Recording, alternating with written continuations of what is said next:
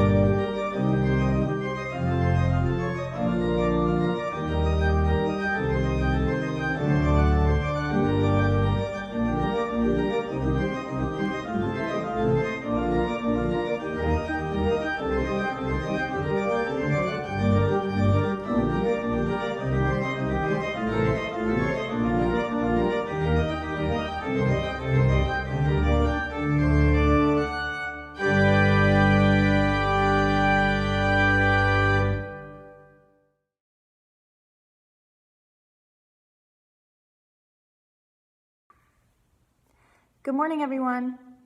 Welcome to the Unitarian Universalist Church of Berkeley. My name is Sarah Ward. My pronouns are she and her, and I am today's worship associate. If you are joining us for the first time, we are so glad that you have come. This is a welcoming congregation, and we are always working on how to better welcome and care for one another. Whoever you are, we welcome you in the fullness of who you are. As we begin, we want to acknowledge that this church occupies land in the territory of the Chochenyo-speaking Ohlone people. We acknowledge and embrace our responsibility to take restorative action. We commit our congregation to be in right relation with Indigenous communities, aligning in solidarity, supporting Indigenous projects, and caring properly for the land.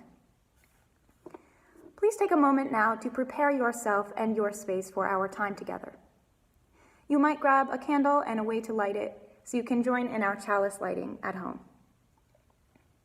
And now, let us kindle our candles, or the inner flames in our hearts, with these words from Fulgence Najijamana. When strangers meet, endless possibilities emerge. New experiences, new ways of understanding, new ways of taking action. When strangers meet, each pays special attention to the other. Each is called to serve something larger than the self.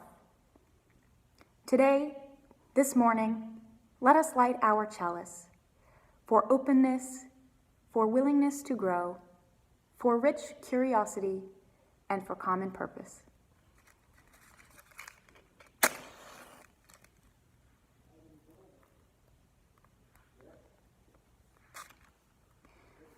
I invite you now to share in the comments where you are by writing "I carry the flame in," whatever town or city you are joining us from.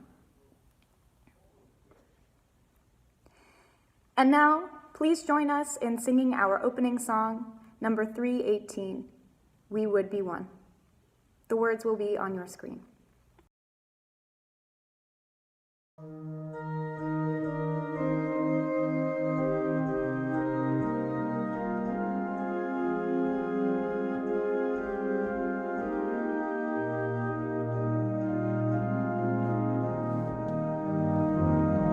We would be one, as now we join in singing our hymn of love, to pledge ourselves anew to have a cause of greater understanding of who we are and what in us is true. We would be one in living for each other, to show to all a new community.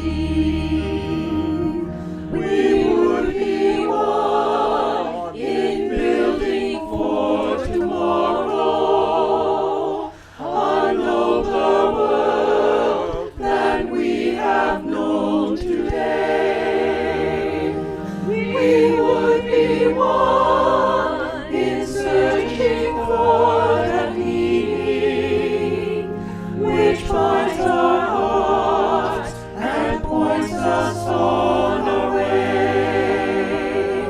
As one we pledge ourselves to greater service, with love and justice strive to make us free.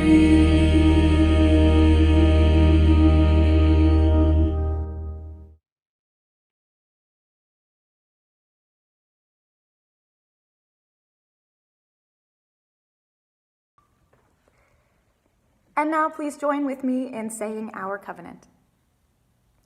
Love guides this church. The quest for truth and justice is its common purpose. To give thanks, listen deeply, speak with care, honor our differences, and seek and grant forgiveness. These things we covenant with one another.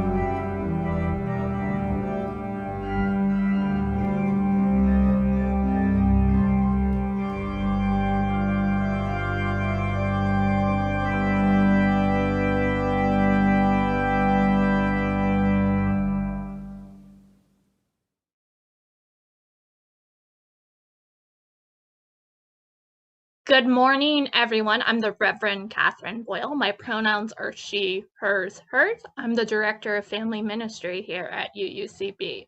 Today's Time for All Ages is a special story. It's a folk story. We don't know if it's true or not, but I'd like to hear your opinion on it. So if you are young or young at heart, get close and get cozy because here is our story. There once was a leader who strived to live with the people.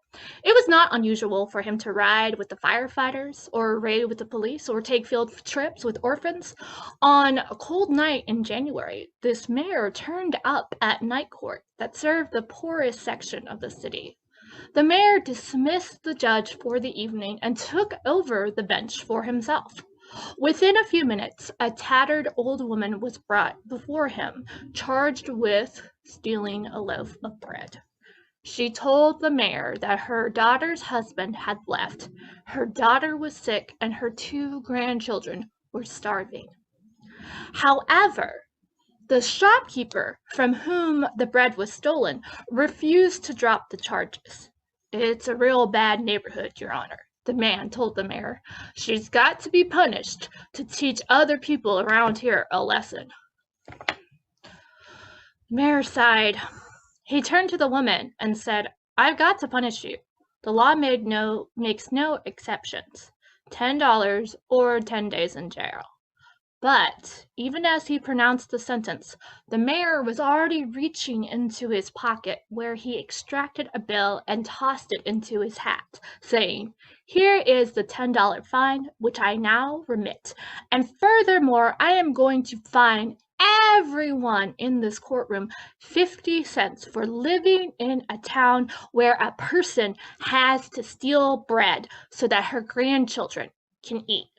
Mr. Bailiff, collect the fines and give them to the defendant. Well, the following day, the city newspapers reported that $50 was turned over to the bewildered woman who had stolen a loaf of bread to feed her starving grandchildren. 50 cents of that amount was contributed by the grocery store owner himself, while some 70 criminals and people with traffic violations and policemen, each of whom had just paid 50 cents for the privilege of doing so, gave the mayor a standing ovation.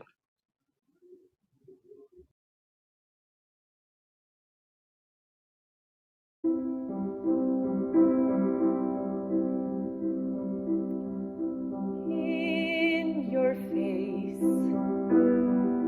I see a lifetime.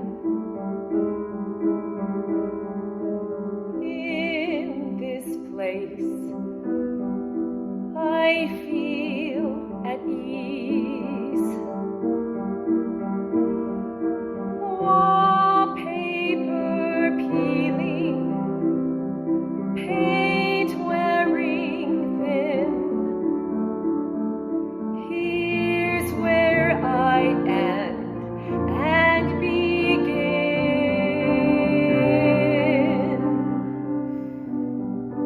I don't need a roof to know I'm covered. I don't need a roof to know I'm home. There could be one single shingle dangling overhead. I don't need a roof to make my bed. Close your eyes, I'm here beside you. No goodbyes,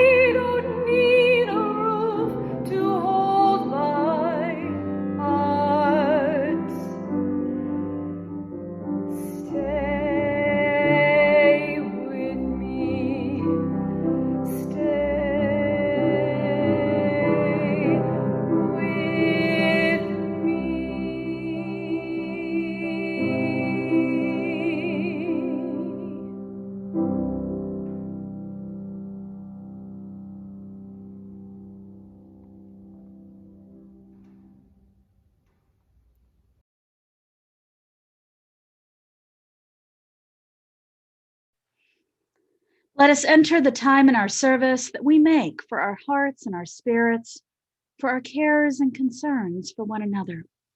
We lift up and hold the joys, the sorrows, the concerns, and the challenges we may each be facing. During our time of silence this morning, you're invited to share any joys or sorrows or significant milestones of your own in the comments section. I invite us all to hold these cares in the compassionate embrace of this loving community.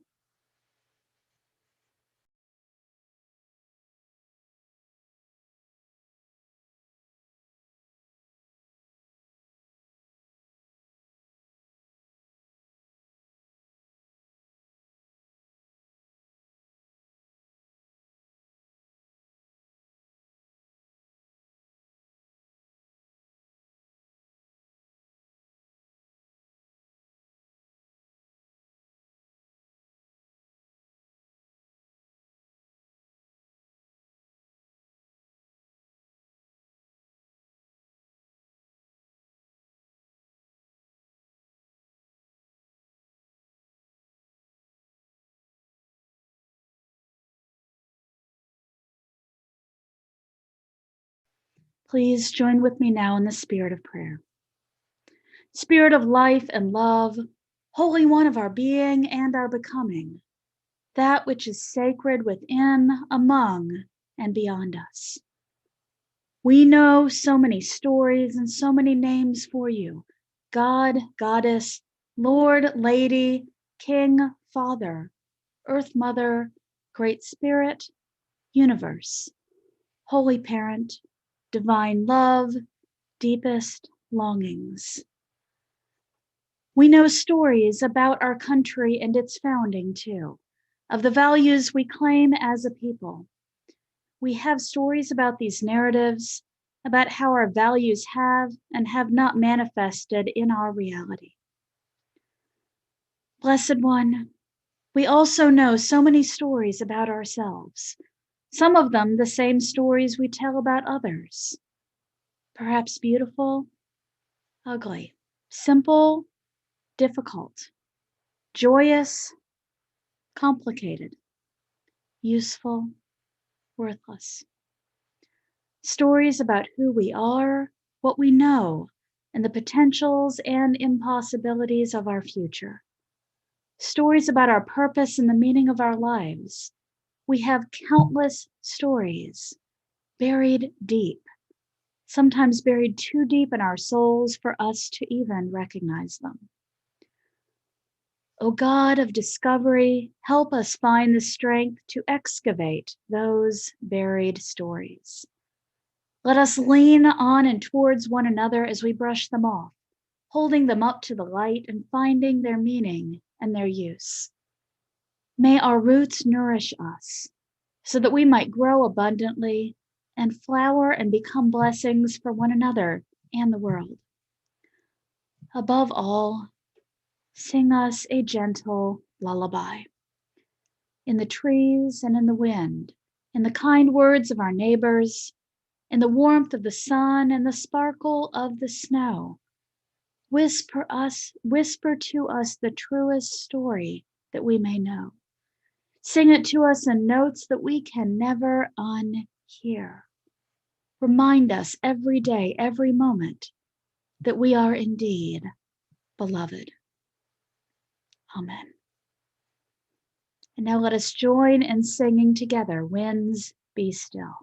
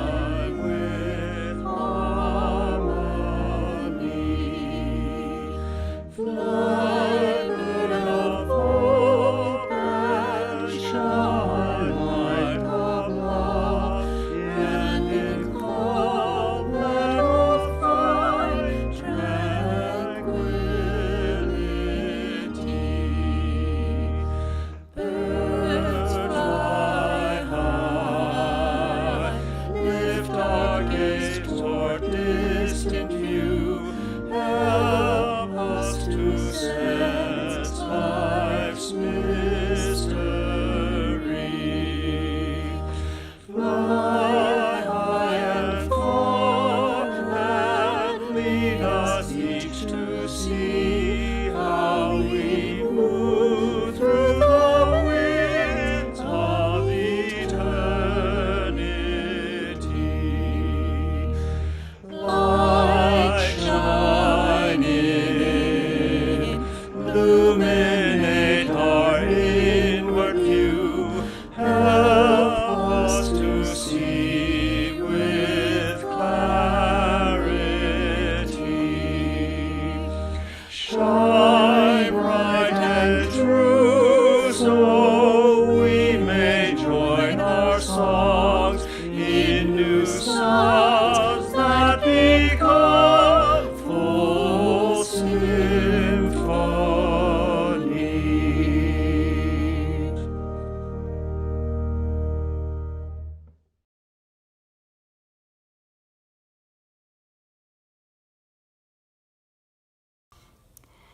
Our reading today comes from the New Testament Gospel of Luke, chapter 10, verses 25 through 37. It is commonly known as the parable of the Good Samaritan. On one occasion, an expert in the law stood up to test Jesus. "Teacher," he asked, "what must I do to inherit eternal life?" Jesus replied, "Well, what is written in the law? How do you read it?" The expert answered, "Love the Lord your God with all your heart, and with all your soul, and with all your strength, and with all your mind. Love your neighbor as yourself." "You have answered correctly," Jesus replied. "Do this, and you will live." But the expert wanted to justify himself. So he asked Jesus, "And who is my neighbor?" In reply, Jesus said, "A man was going down from Jerusalem to Jericho when he was attacked by robbers. They stripped him of his clothes and beat him, and went away, leaving him half dead. A priest happened to be going down the same road, and when he saw the man, he passed by on the other side. So too a Levite, when he came to the place and saw him, passed by on the other side. But a Samaritan, as he traveled, came to where the man was, and when he saw him, he took pity on him. He went to him and bandaged his wounds, pouring on oil and wine. Then he put the man on his own donkey and brought him to an inn and took care of him. The next day he took out 2 denarii and gave them to the innkeeper. 'Look after him,' he said, 'and when I return I will reimburse you for any extra expenses you have.' Now, which of these 3 do you think was a neighbor to the man who fell in the hands of robbers?" The expert in the law replied, "The one who had mercy on him." Jesus told him, "Now go and do likewise."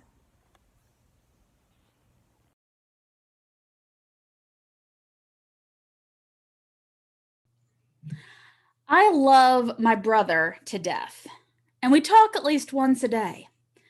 We started talking that regularly when he was stationed in Japan and had free unlimited long distance from his office.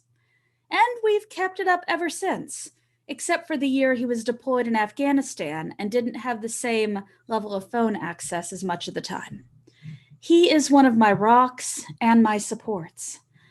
And I admit I've also loved getting to see him find out what he loves as he's tried out various things since his discharge. And what he loved turned out to be physics. So if I were to ask him what makes up a human, rather than talking about biology or chemistry, he would talk about atoms as the building blocks for all of the substances in the human body. Now, while this is an accurate statement, it's not the entire picture. We humans are made up of more than just atoms. We are the sum of the experiences we've had and the feelings and the memories that we've had. Some would say we are also made up of experiences from past lives. It's not just atoms. We humans, individually and collectively, are made up of stories. The ones that shape us, the ones who make us into who we are not just any stories, though. During a summer that I spent working with a nonprofit in Nicaragua, I met a family that made hammocks. Now, I don't just mean the members of the family happened to produce hammocks. I mean the family, the entire family made the hammocks from beginning to end. They made the string, and then they dyed it in various colors. And then the weaving process.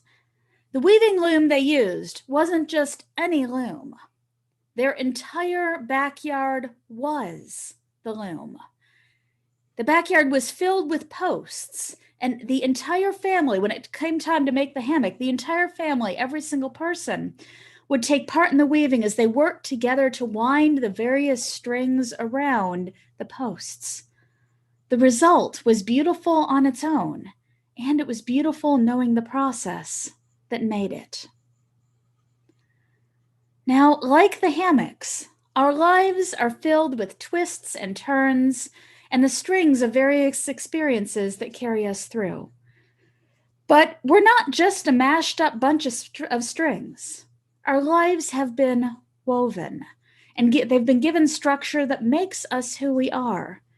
Like the backyard loom full of posts that guided the weaving process of the hammocks, our own formation has posts too.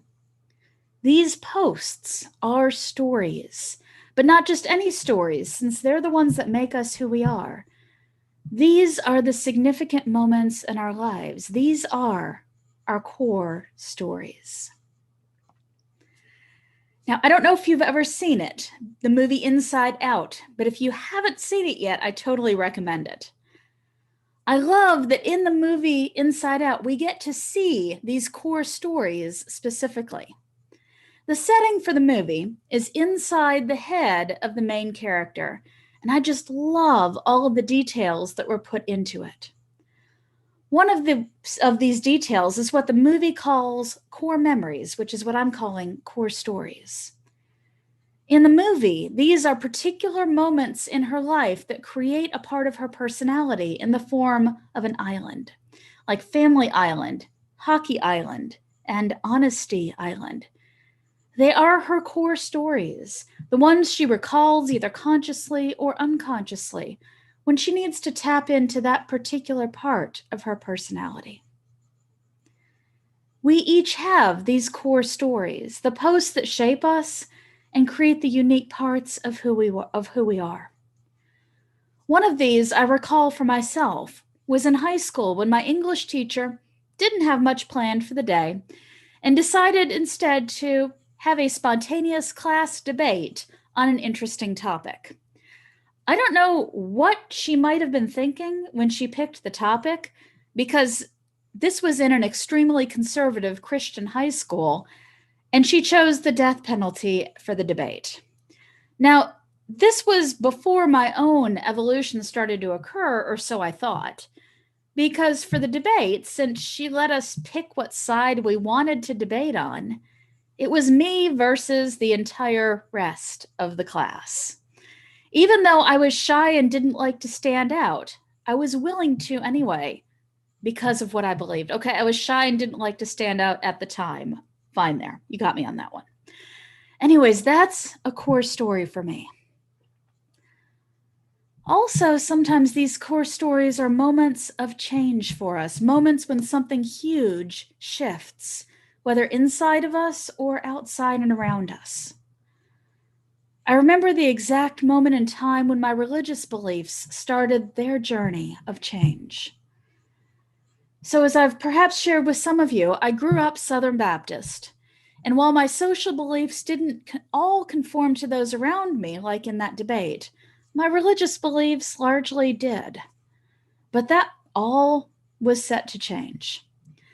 The college that I started at required freshmen to take an academic religious studies class. It was the first one of those that did it to me, or specifically, it was probably the professor that did it. So we went through the semester, And he was, presenting on academic religious studies of the Hebrew Bible. My discomfort was growing because I was still holding on to that Southern Baptist part of me. I scheduled a one-on-one appointment with my professor, and it was that conversation that did it for me. So I prepared for this conversation and brought a whole list of the prophecies of Jesus' birth to challenge everything he had been talking about in the class. And bless his heart and his patience, he sat there with me and talked through every single one of them. I have no idea how long we met for, but his answers made so much more sense than the unquestioning belief I had so far. And so my own crumbling began. I'll never forget that meeting.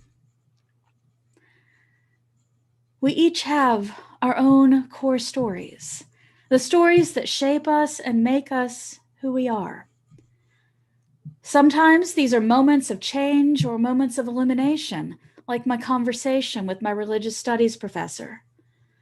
Sometimes they're times when we gain insight into a part of ourselves, like the lopsided debate that I found myself in. And sometimes these are simply special moments, formational moments for us. I often hear stories from couples of how they first met. Those usually end up being core stories for that couple.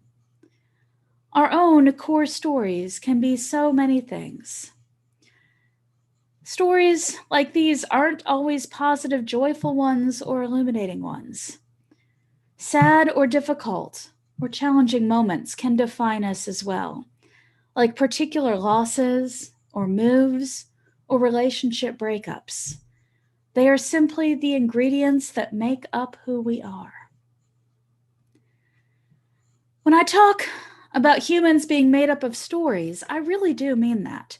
I believe they drive our decisions.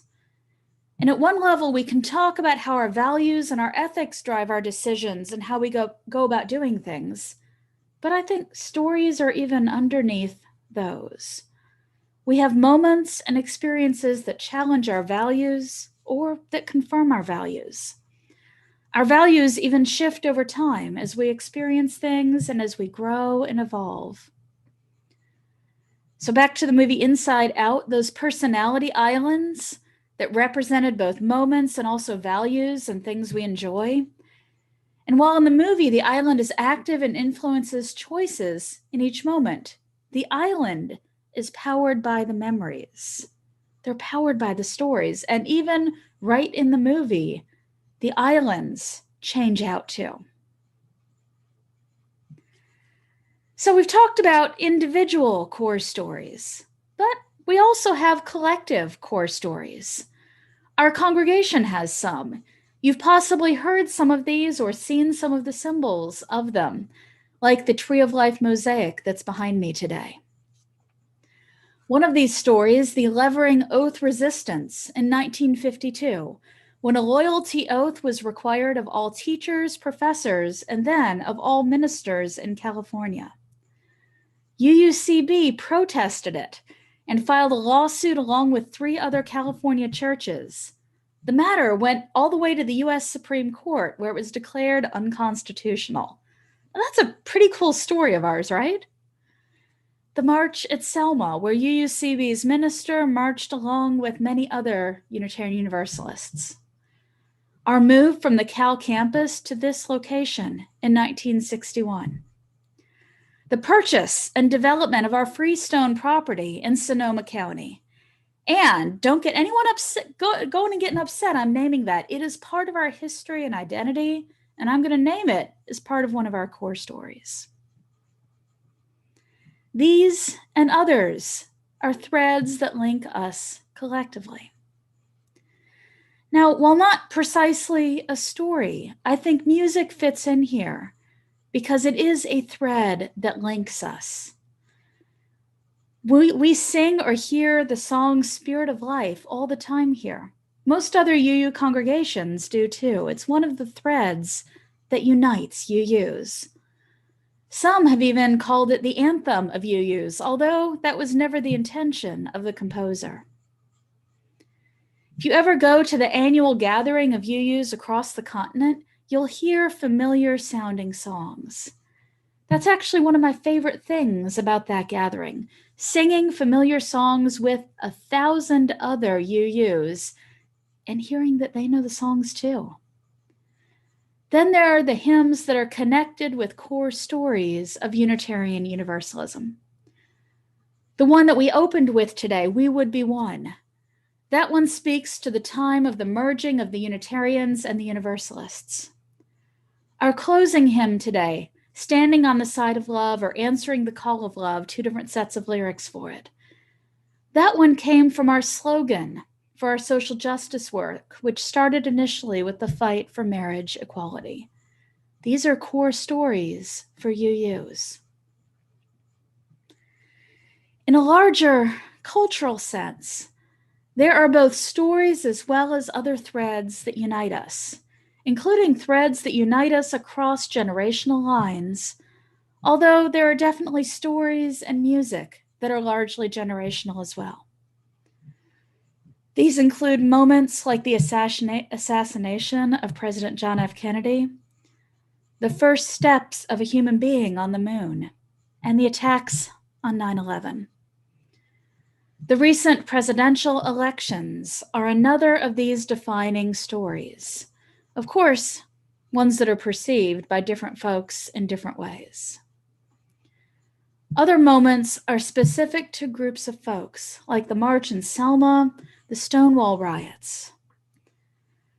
The tragedies at Columbine and Sandy Hook are notable not because they're unique, unfortunately, but because they are firsts.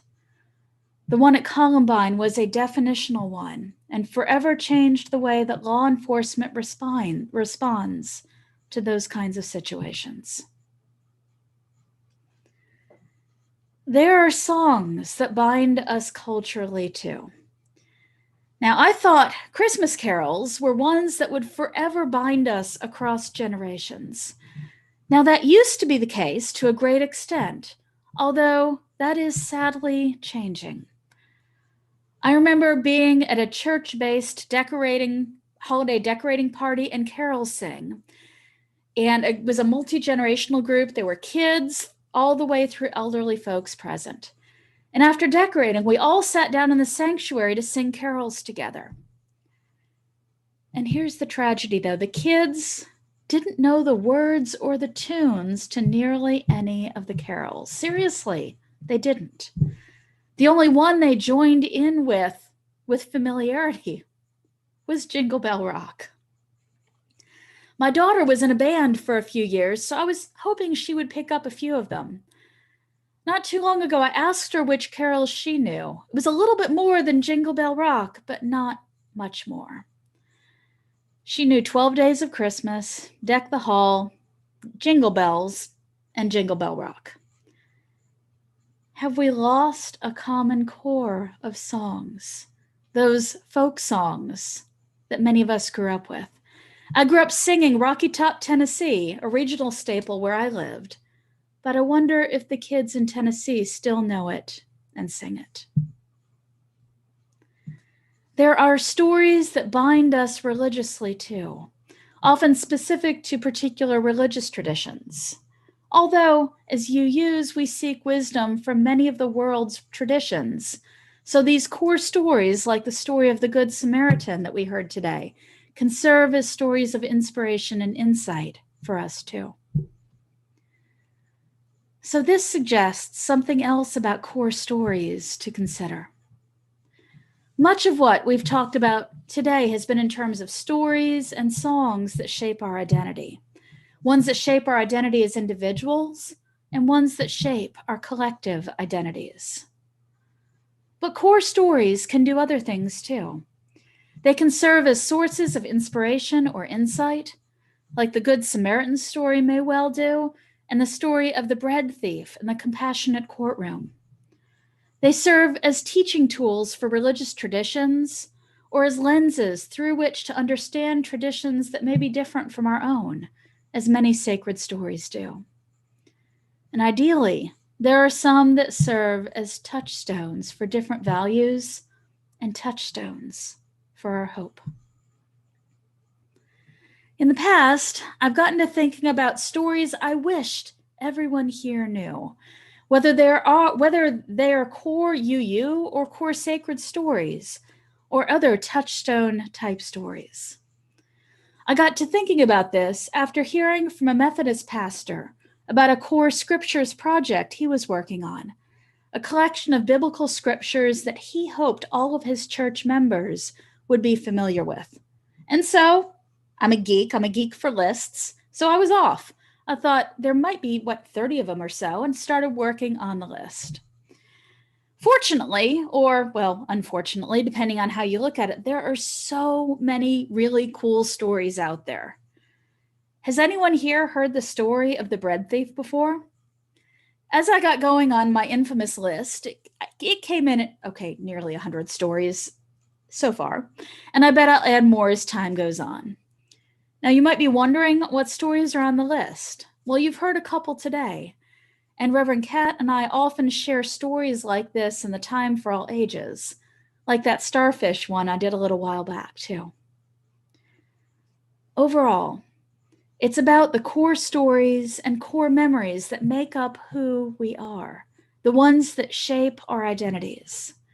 Then it's about the core stories that shape us as a people. And it's the core stories that can serve as sources of inspiration and insight for us, perhaps even as sources of hope. What are these stories for you? What are these stories for us?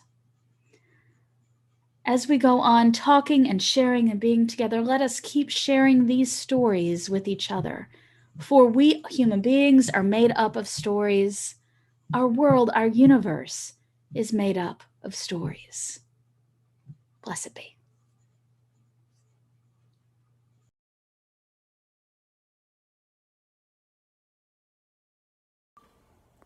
As we commit together to make this a loving community, we take time to remember that UUCB needs our gifts and support.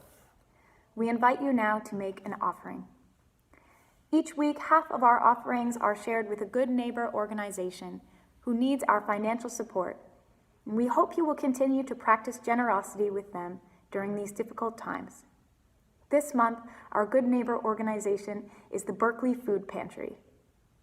The mission of the Berkeley Food Pantry is to provide families, especially those with children, with adequate sustenance and nutrition at times when bills for food, rent, healthcare, and other items overwhelm them. Offerings of any value are received with gratitude. Details on how to give electronically will appear on your screen as the offertory begins. Thank you.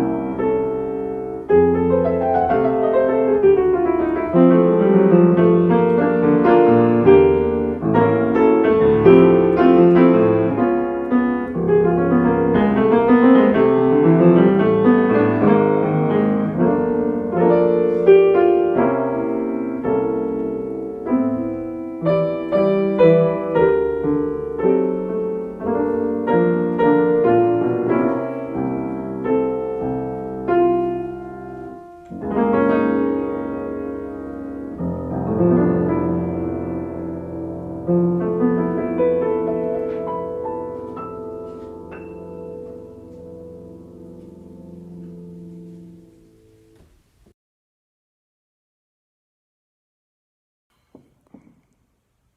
now please join me in dedicating our offering.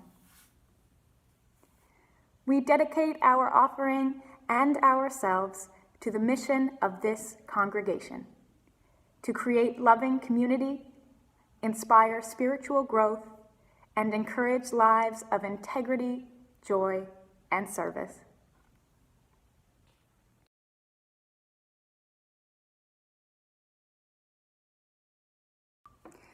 It's been so good to be together today, even virtually. Before we shift to our coffee hour on Zoom, may I remind you to check out all the things that are available in our congregation, even during the pandemic, by exploring our website, uucb.org. There you can find a link in the News tab to The Week Ahead, our weekly email newsletter, which includes a list of activities, upcoming announcements, and contact information. And as we prepare to leave the worship service, here are just a few things to note. First, congregational meeting will take place today, immediately after the service. You can find the Zoom link on our homepage as well as in The Week Ahead. Following the congregational meeting, Humanist Connections will take place at 1 o'clock. Today's topic is voter suppression and election security. And finally, today is the last day to send us your photos for our upcoming flower communion service. Please email a photo or drawing of a special flower or flowers to uucbflowers@gmail.com. The flower communion is on June 6th. There will be both an outdoor in-person worship service as well as a recorded service. Both services are at the usual time, 11 o'clock. Hope to see you there at one or the other. And now, please join me in singing our closing song, number 1014, Standing on the Side of Love. The words will appear on your screen.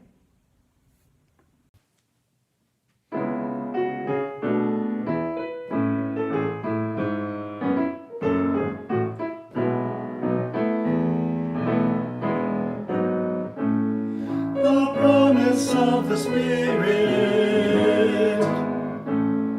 faith, hope, and love abide, and so every soul is blessed and made whole. The truth in our hearts is our guide. We are answering the call of love. Hands joined together as hearts beat as one, emboldened by faith, we dare to proclaim we are answering the call of love. Sometimes we build a barrier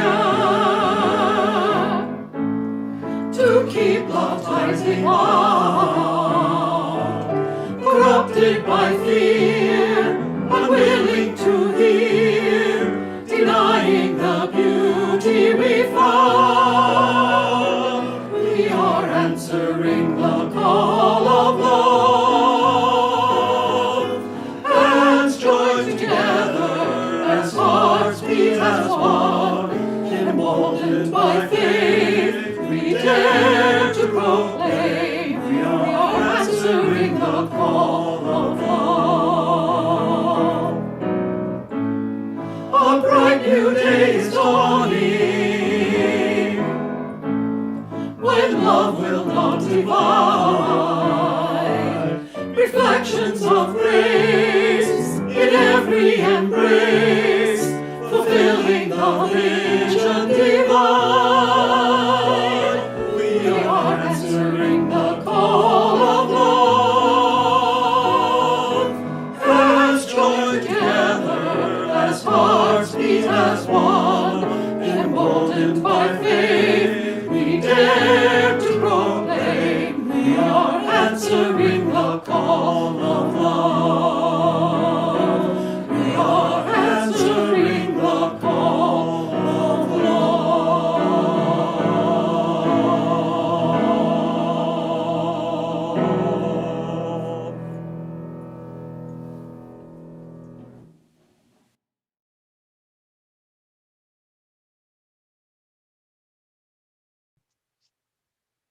May we have the courage to speak or write the stories within us that need to be told, the stories that make up our lives. And may we listen with a loving mind and heart to the stories of each other's lives, others here in this church and others in our wider community and our world. Let us choose with care the stories that we teach our children and our grandchildren, remembering that all of our stories have power, that all of our stories are connected, for all of life is one. In the name of all of these gathered hearts here together, may we go from this place with joy, with peace, and with hope. Blessed be.